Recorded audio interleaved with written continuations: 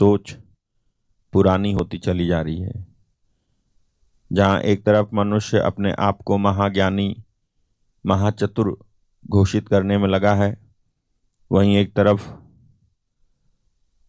वो मूर्ख बनता जा रहा है और वो बुद्धि नहीं खोल रहा है कि परमेश्वर है या वो किस ओर इशारा कर रहा है या किस ओर उसका रुख है। इसकी तरफ वो जाने को तैयार नहीं है।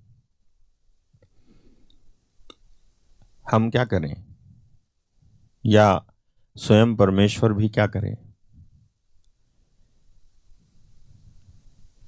परमेश्वर सब कुछ कर सकता है, लेकिन अपनी स्वतंत्र इच्छा का दुरुपयोग करने वालों के लिए नहीं। जो अपनी स्वतंत्र इच्छा का दुरुपयोग करे और स्वतंत्र इच्छा से उसकी ओर आना ना चाहे, वो जबरदस्ती नहीं करता है। उसने किसी को जबरदस्ती से आज तक नहीं बचाया, तो वो आगे भी नहीं बचाएगा। जबरदस्ती से तो बिल्कुल नहीं। वो आपके सामने चॉइस रखता है, वो आपके सामने चुनाव रखता है। चुनना और इनकार कर देना, ये दोनों आपके हक में होता है, आपके हाथ में है।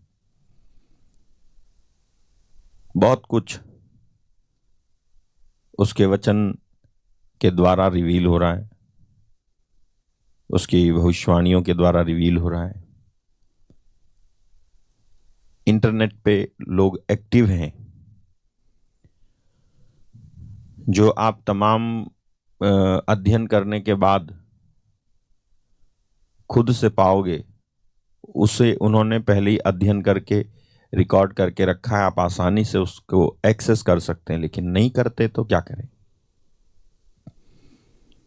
नहीं करते तो क्या करें? बहुत सारे लोगों ने अध्ययन करके, प्रार्थना करके कई सारी चीजों को रिकॉर्ड किया है, रखा है, लेकिन जब नहीं करते हैं तो नहीं देखते हैं, नहीं जानना चाहते तो क्या करें? हालेलुया। तो ऐसे में परमेश्वर क्या करे? और मैंने आपको बताया है कि परमेश्वर किसी भी ऐसे व्यक्ति को दोषी नहीं ठहराएगा जिसको उसके बारे में कुछ भी पता नहीं है। आपको अगर उसके बारे में कुछ भी पता नहीं है, मैं सच कह रहा हूं, परमेश्वर आप पर उंगली तक नहीं उठाएंगे। लेकिन वो आपको पूरी जानकारी तक आने देगा। आपकी आंखों के सामने चीजें होंगी, देखोगे, और विश्वास करना और नहीं करना ये आपके ऊपर रहेगा, आपके ऊपर छोड़ा जाएगा। और ऐसे में यदि आपने सही चुनाव नहीं किया, तब वो आपको दोषी ठहराएगा। जहां तक मुझे लगता है यही है। क्योंकि अगर वो निर्दोष को अगर दोषी ठहराए और कहे कि तू जो है मेरे बारे में क्यों नहीं जानता है, तो वो कहेगा कि मैं नहीं जानता हूं, आप मेरे को मारना क्यों चाहते हो, मैं तो निर्दोष हूं, मुझे किसी ने बताया नहीं। वो ये बोलेगा, तो परमेश्वर उनको पकड़ेगा कि भाई तुम जो बताने वाले थे, तुमने बताया क्यों नहीं इसको। तो परमेश्वर बिना ज्ञान के, इसको मालूम नहीं है, उसको नष्ट नहीं करेगा, पता चलने देगा पूरी तरह से। एक विटनेस वो रखता है कि कोई बहाना ना मार सके कि मेरे सामने कब आया यीशु, मेरे सामने कब आए। हालेलुया।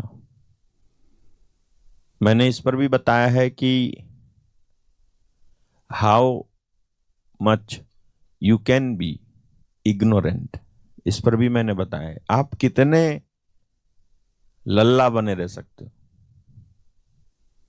कितने अनजान बने रह सकते हो। तुम्हें सब मालूम तो तुम्हें ये नहीं मालूम, बात नहीं बनती है। या तो तुम्हें सब मालूम नहीं होता, तो ये भी नहीं मालूम होता तो चलता, लेकिन तुम्हें तो बाकी चीजें तो मालूम है, फिर ये क्यों नहीं मालूम?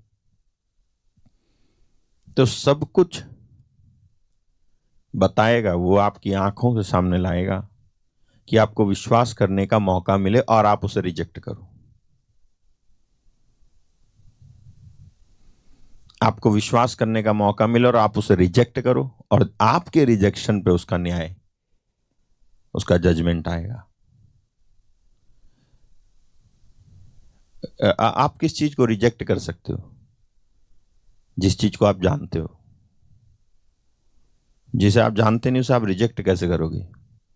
तो आपको जानकारी पे लाएगा और आपकी परंपरा से वो जानकारियां टकराएंगी। सुनना मेरी बात, आपकी परंपराओं से, आपके पुराने ख्यालात और भक्ति और विश्वास और डॉक्ट्रिन, आपके सिद्धांत, आपकी पूजा पाठ से परमेश्वर के सिद्धांत, परमेश्वर की बातें, परमेश्वर की जानकारी टकराएगी आकर के।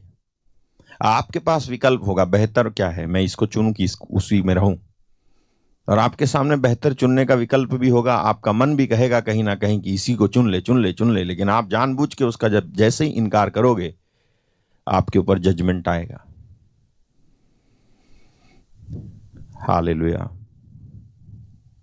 आपके ऊपर जजमेंट आएगा, सच बता रहा हूं। तो ये समय बहुत ही नाजुक समय है। इस समय में समय रहते यीशु मसीह पर ईमान ले आए, विश्वास कर लें, जांच लो, तुम खोज लो, तुम पढ़ लो। ऐसे करके मत छोड़ो। अरे ऐसे बिना पढ़े लिखे, मतलब बिना पढ़े, बिना लिखे, बिना जाने आप किसी भी चीज का इनकार करते हो, आप मूर्ख हो। जानकारी तो ले लो पहले। तुम्हें अगर किसी चीज पे डाउट हो रहा है, जाओ गहराई से जानो उसको, तो वो आपको मिलेगा। वो आपको ऐसा मिलेगा कि आपसे उनका इनकार नहीं किया जाएगा। वो बात अलग है कि आप अपनी स्वतंत्रता का दुरुपयोग करके उनका इनकार करते हैं, वो बात अलग है, लेकिन वो आपको ऐसे मिलेगा कि आप उसे इनकार ना कर पाओ। कई लोगों को वो ऐसे मिले कि वो लोग इनकार नहीं कर पा रहे थे, फिर भी उन्होंने जानबूझ के उसका इनकार किया। क्या आपको याद नहीं?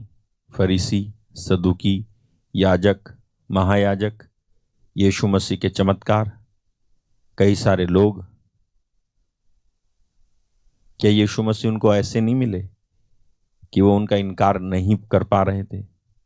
उनकी बातों से वो प्रभावित थे, उनका विरोध करने पर भी वो उनको दबा नहीं पा रहे थे, फिर भी उन्होंने नहीं माना, फिर भी उन्होंने अपनी स्वतंत्र इच्छा का दुरुपयोग किया और नहीं माना कि ये मसीहा है। तो ऐसा ना करें, ऐसा ना करें, क्योंकि यदि आपको अंदाजा होवे कि यदि आप ऐसा करते हैं उसके बाद आपको क्या चीज मिलने वाली है, तो शायद आप नहीं करोगे, आप नहीं करेंगे, इनकार नहीं करेंगे। समय रहते सही रास्ते पर आए। और अब खेल तमाशा करना कर दें बंद। अब गंभीर बातें शुरू हो गई हैं और अब गंभीरता दिखाएं। परमेश्वर ने जिन बातों को आपके स्वभाव में बर्दाश्त किया, शायद वो आगे बर्दाश्त नहीं करेगा। तो बेहतर है कि जो हुआ सो हुआ, अब से आगे ना हो। तो प्रार्थना में और उसकी जानकारी में ज़्यादा से ज़्यादा जाएं और समय बिताएं। जो आप उसके लिए कर सकते हो वो आप करो, वो ज़रूर करो आप, ठीक है।